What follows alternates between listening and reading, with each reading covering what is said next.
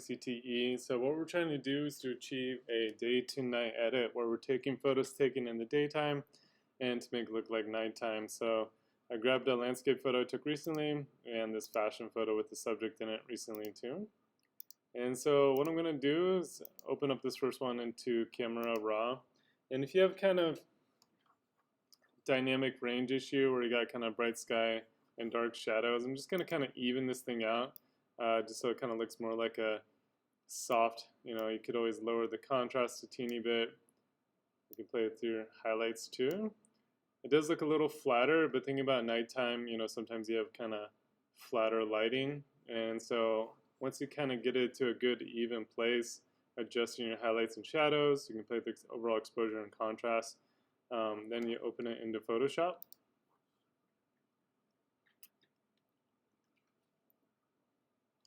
And once it's open into Photoshop, the key thing what we want to do that kind of does the heavy lifting for our day to night edit is down here you have some different options for adjustment layers. The one we want to use is color lookup. So again, if you click on this little circle in the bottom right, go to color lookup.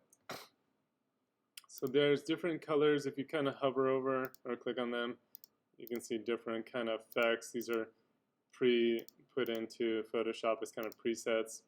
And what we want to do is night from day. And so we're trying to create a nice dark nighttime photo.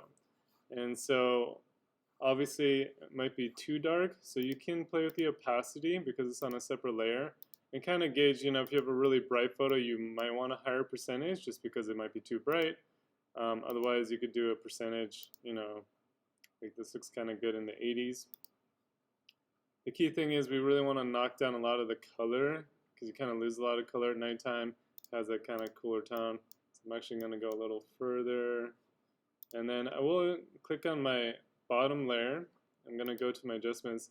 And you can play with the exposure further. So depending on your scene, you could adjust the mids. I'm going to bring my shadows down a little bit. You can play with your highlights. And again, it's underneath my color lookup layer. And so we're just trying to get a good nighttime look. So I'm going to put this back to 100% and just kind of play with my exposure. Maybe something about there. So I'm kind of happy with the overall look and feel. I'm just going to commit these. So I'm going to flatten my image. And it's going to combine all three layers together. Then what I'm going to do is duplicate my layer. The shortcut is Command J. So I'm going to make a copy of my layer. And I'm going to open this back into Camera Raw because there's certain filters that I think would help to get this to stand out. So I'm going to go into my effects. I am going to add some clarity to kind of get things to pop more. So if I press the letter P, here's the before and after. You can kind of see how it still looks like nighttime, looks cool, but it actually kind of gets things to kind of pop a little bit at night. The other feature I want you to play with is your masking. So if you want to make a fake moon glow, you could use the radial gradient. How that works is you kind of click and drag it out. And then what I'm going to do is scroll down. So I'm actually going to add some haze, like so. I'm going to bring up the exposure of it. So it's basically just kind of like a bright white hazy ball. And then I can still play with the shape of this. If I kind of want to, extend it out further, like so. Let's actually kind of tilt it down. So there's my before and after. So you can kind of see it creates like a nice kind of moon glow coming off the side. So whatever direction your moon would be, whether that's the sunlight you're kind of emulating, you could, move it into that place. So right about here looks good. And then if you want to highlight certain areas, you could add more of those. So the shortcut is the letter J on the keyboard, but you can click here. And so if you want to like highlight a certain area, maybe like the lights, kind of go into that one area, you can kind of adjust the brightness in certain spots just to kind of highlight, where you want our viewers' eyes to go. So I'm just adding a couple of these. So we get some attention over here. Just going to bring the exposure a teeny bit. So we got kind of these little pools of light kind of popping. And again, if I go back to my normal settings, we can adjust the colors further. So if you need to add more blues, you can see how much color temperature does affect these. So I'm going to add a little bit more blue and a touch of green to kind of make those nice blues. And if I want them more vibrant, I can increase that. That's probably too much. Right about there looks good. Hit OK. So then if I click on this, let's go back. That's my before the camera and after. So it makes a really cool nighttime scene. Once we're done, I'm just going to go to Layer and then Flatten Image and then save it out as a JPEG. So we'll go File, Save As, save it as a JPEG. I'm going to call this V2 and save it in my folder. Check your quality and hit OK. So I'm going to do the same thing for a photo. So again, here's my daytime to nighttime edit. So kind of fun edit. So I'm going to try on this photo here. So I'm going to make a duplicate copy. The reason why I didn't do duplicate copy in this one is because it's already a raw file. It already is going to save out. This was a JPEG, so I'm going to make a copy of it first and then open that in Camera Raw. So again, depending on your exposure, we could adjust, our highlights and shadows. This one's pretty flat. It was kind of hazy that day, so I'm just going to open it straight into Photoshop. I'm going to see what the color lookup table does first. So I'm going to click here, go to color lookup, click on this top one, scroll down to night from day. So it looks pretty nice already. Again, if I click under it, I could adjust the exposure of it underneath here. So I could, maybe up my mids a little bit. There we go. Let's see what's going on with their shadows. There we go. So it looks kind of better before and after. Kind of nice hazy moonlight. So then I'm just going to flatten my layers and then go into, I'll just duplicate my layer and then open up our filter, Camera Raw filter.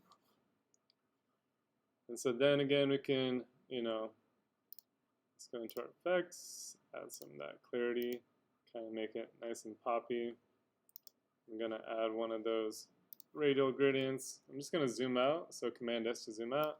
Just kind of make a nice moon here, like so. So I'm going to hit the dehaze, and then increase exposure, so it kind of whites out, like so. There we go. Nice kind of moonlight. And again, I can move it around. I can adjust the shape of it, depending on where I want that moon glow to go. So maybe about here. Okay, bring it closer to my subject too. I'm just going to go back to my normal settings here. And again, I can play with my exposure. I can, play with those colors. I need to add a little bit more blue and green, kind of give it that nice dark moonlight wash. I'm just going to hit OK. So let's say we want to add in some maybe stars in the sky. So what I'm going to do is I'm going to go to unsplash.com. You do need to create an account, but it is free. So I'm just going to search for night, sky, the stars. I'm going to change the orientation to landscape because it's a landscape photo. If I had a horizontal photo, then I would probably bring in some, or if I had a vertical photo, I would search for vertical, frames. So we could just add some stars or some with the Milky Way. I'm just going to download this one. So depending on your computer, it should go into your downloads folder. Mine goes to my desktop here. So I'm just going to drag it into my folder. One sec. There we go.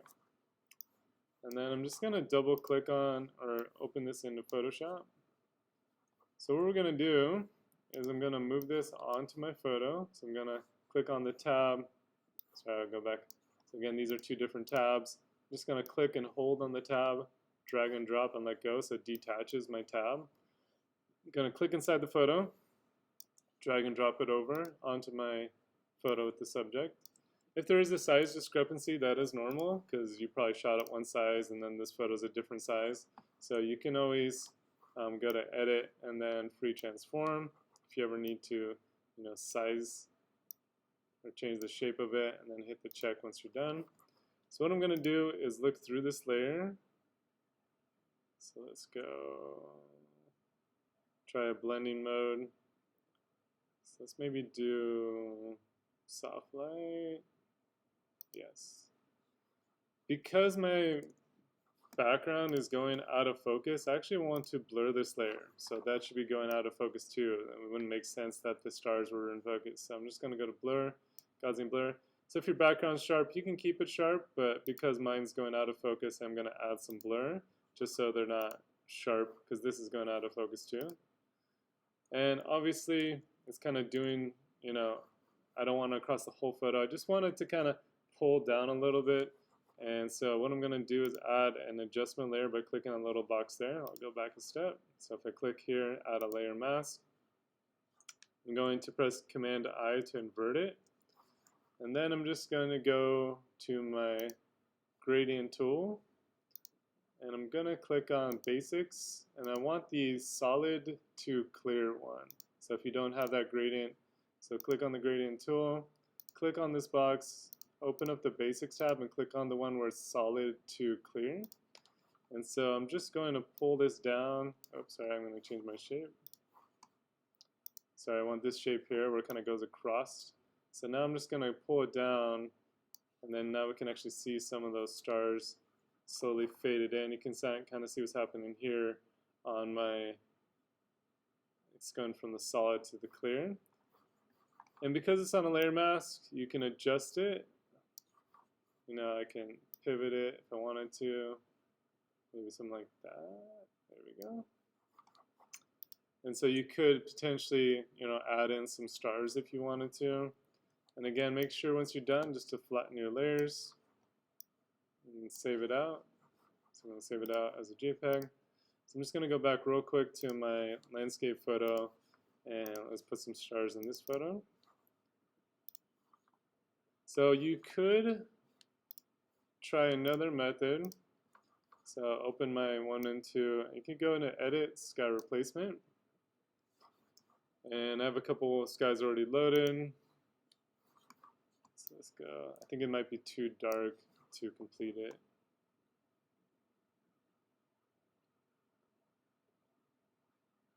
So if you, oh, there we go, did the sky replacement. So what I'm actually going to do is I'm going to click here, get more skies. I'm going to import that image I just downloaded. So I'm just going to go to my downloads and then grab that photo here. And so it's going to apply it where it thinks the sky is. Sometimes it guesses right, sometimes it guesses wrong, but you can modify it further. So I'm just going to click on that photo here. That's the one we downloaded. All right. And so you can adjust the shift edge so it kind of fades in and out. So you kind of play with these settings. Maybe you want it more of a fade. So it just depends on kind of where you want it to cut off. Do you want it to be cooler or warmer? Mine seems pretty cool, so I'm going to add some blue to it. You can also flip it, so if the direction's not right, you can flip it. So let's actually flip it, looks better that way. And then, do you want the foreground lighting to change? So if I drag that to the left or to the right, basically it's like adding foreground coloring to kind of match the brightness. If you want edge lighting, so I'm actually going to increase that. So you can play with all these settings. You can adjust the amount of color or more or less. There we go. And then hit OK. So it's doing a pretty good job. Again, it is too sharp. Well, it's pretty sharp. So you could click on the layer of your sky. So you can actually click on each of these by turning on the light, the little eyeball here. So I'm going to click on that layer, and I could add a little bit of blur. This one is sharper in the background, so I'm not going to add as much, just a teeny bit. Hit OK. You can see where it cut it out. And so let's say we weren't happy with that. So if I do go to my gradient tool, and so it's going from black at the bottom to white up top. So I'm going to switch this to black. I'm going to pull this, sorry, the other way. There we go. Sometimes it orients the wrong way. And so I can actually kind of like fade this up, like so.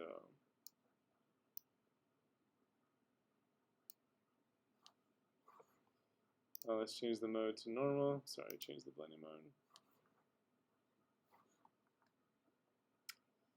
So that's not doing exactly what I want to do. Yeah, it's not really. So let's go back a step. Click on our, so I'm just going to use the brush. I'm just going to use a large brush. Why is that not working? Sorry, some of my tools isn't working. Why is it?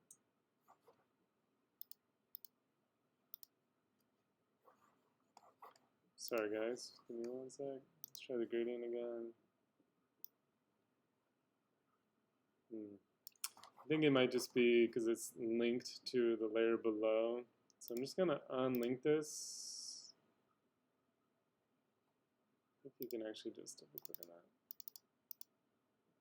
that. Unlink layers. There we go. And so let's try that layer gradient again. And let's try this one again. I think it might have to be on both layers. Let's check this out. Well, it's not doing exactly what I want, but we could always just go to our one layer and to our group and add a layer mask to this group. And it depends on like how much do we want to show it. So let's switch that to black. There we go. I think that was the issue. There we go. So now I can kind of adjust, you know, it should be kind of fading up towards the sky. So basically I just added a layer mask to that group. And then with the black to clear gradient, I pulled it up. And so it looks pretty good. So I'm just going to go to layer and then flatten these layers. And then I'm actually going to save this as a V3. So let's call this V3. Alright, so then I would save that into my folder. So again, you can test out adding some night sky photos into yours if you want. So thanks for watching.